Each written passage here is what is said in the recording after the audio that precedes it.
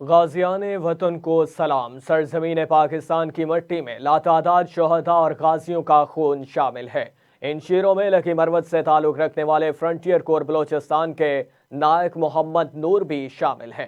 نائک نور محمد نے اپنی سروس میں وہ کارنامہ سر انجام دیا جو نوجوانان پاکستان کے لیے دلیری کی زندہ مثال ثابت ہوا۔ نائک نور محمد نے 19 اکتوبر 2021 کو بلوچستان کے علاقے آواران میں دہشت گردوں کے خلاف لڑتے ہوئے اپنی ایک ٹانگ کی قربانی دی تھی۔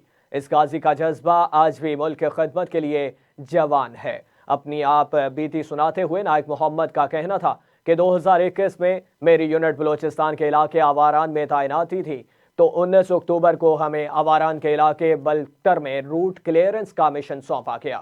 دوران آپریشن دہشت گردوں کی جانب سے نصب شدہ بارودی سرنگ کا دھماکہ ہوا جس میں میری دائیں ٹانگ پہ شدید زخم آ گیا۔